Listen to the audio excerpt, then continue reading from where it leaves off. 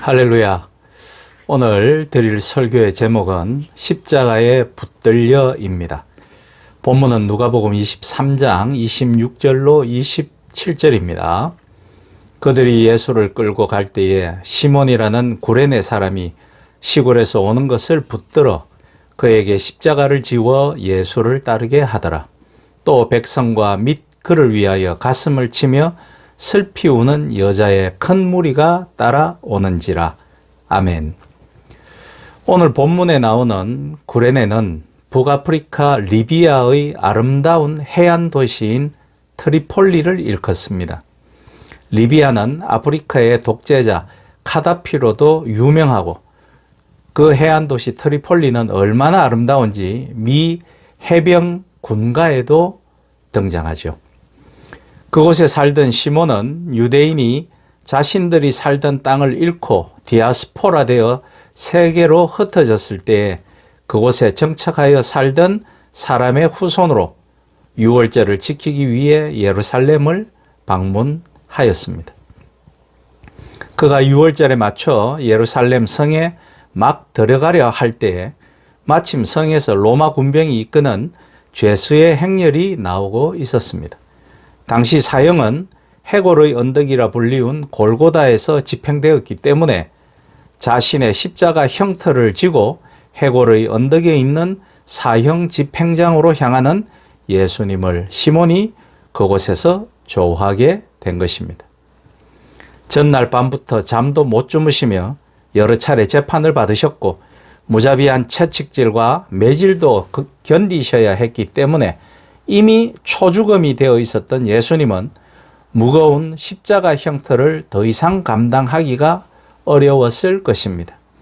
그래서 로마 군병은 구경꾼 무리 중에 있던 구레네에서 온 시몬에게 십자가를 대신 지고 가게 했던 것입니다. 그는 아주 불쾌하고 놀랐을 것이었지만 그 십자가 형태의 행렬을 조금 전부터 보고 있었던 그는 예수님의 모습이 눈에 밟혔었을 것입니다. 그는 부지불식간에 십자가를 지게 된 것이죠. 우리들도 우리가 알지 못하는 어느 순간 주님의 십자가를 지는 경험을 할 수 있을까요? 구레네에서 온 시몬에게는 십자가에 못 박힌 예수님의 모습은 그에게는 큰 충격이었을 것입니다. 이런 체험이 그의 인생에 놀라운 변화를 가져왔습니다. 마가복음 15장 21절에 보면 그를 알렉산더와 루포의 아버지로 소개하는데 이것은 마가복음의 독자인 당시 로마교회 교인들이 익히 그를 아는 사람이라는 암시를 깔고 있죠. 또 로마서 16장 13절에 보면 로마 교회에 있던 루포의 어머니가 바울의 위로자였음을 기록하고 있습니다. 이런 기록들을 종합해 볼 때 구레네 시몬이 예수님을 만나 십자가를 짐으로 갑자기 회심으로 깨달은 바가 있었고 그 후에 그의 온 식구가 예수님을 따르는 유대교에서 크리스찬들이 되었음을 우리는 짧은 본문으로 짐작할 수 있는 것입니다. 구레네 시몬은 예수님이 지던 십자가를 뒤에서 함께 지고 따라갔습니다. 이 모습은 우리 그리스도인들에게 하나의 상징적인 그림을 보여줍니다. 십자가를 지고 예수님을 따르는 삶은 불편하고 하기 싫고 강제적일 수도 있다라는 것입니다. 그러나 나의 상황과 견해와 상관없이 나에게 닥치는 십자가를 져야 하는 길은 그것은 고통 같지만 사실은 축복과 영광의 길이라는 것입니다. 예수님께서 말씀하셨습니다. 누가복음 9장 23절에서 아무든지 나를 따라오려거든 자기를 부인하고 날마다 제 십자가를 지고 나를 쫓을 것이니라.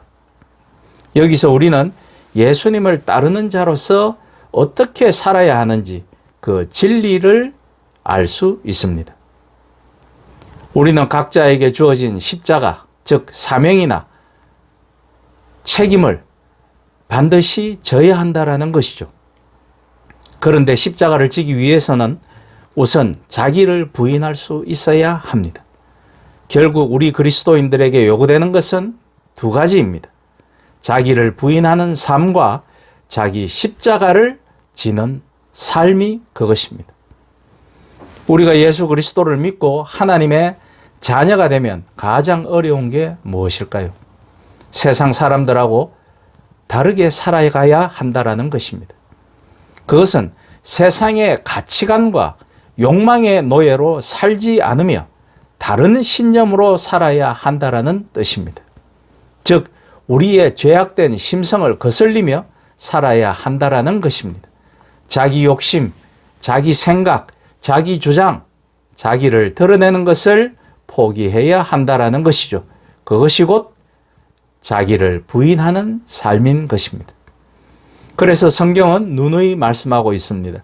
로마서 8장 13절로 14절에 너희가 육신대로 살면 반드시 죽을 것이로되 영으로서 몸의 행실을 죽이면 살리니 무릇 하나님의 영으로 인도함을 받는 그들은 곧 하나님의 아들이라. 골로새서 3장 5절의 말씀에 그러므로 땅에 있는 지체를 죽이라. 곧 음란과 부정과 사욕과 악한 정욕과 탐심이니 탐심은 우상 숭배니라. 그리고 갈라디아서 5장 24절도 이런 말씀을 합니다. 그리스도 예수의 사람들은 육체와 함께 그 정과 욕심을 십자가에 못 박았느니라 라고 말씀입니다. 그리스도인은 자기를 부인하고 주님의 뜻대로 살아가야 하는 사람입니다. 갈라디아서 2장 20절에 내가 그리스도와 함께 십자가에 못 박혔나니 그런즉 이제는 내가 산 것이 아니요 오직 내 안에 그리스도께서 사신 것이라.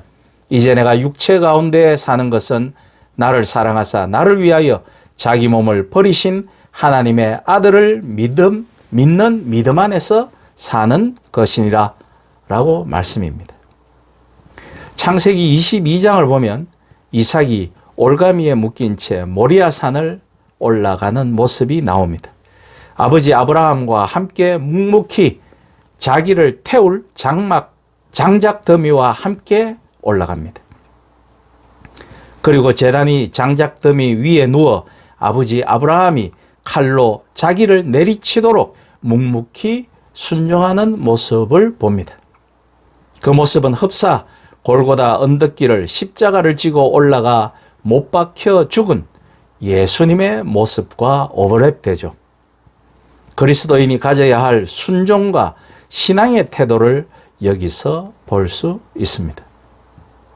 자기 십자가란 예수님이 우리 각자에게 주시는 십자가입니다. 그것은 우리를 향한 주님의 뜻이며 사명과 책임입니다. 나치 치아 순교자인 본헤퍼 목사가 이런 말을 했습니다. 우리는 값싼 복음을 믿는 게 아니라 값비싼 복음을 믿는 것이라고요. 무슨 말씀입니까? 우리가 구원받는 것은 값없이 주시는 은혜로 된 것이지만 그것으로 만족하고 안일하게 살아서는 안 된다라는 것입니다.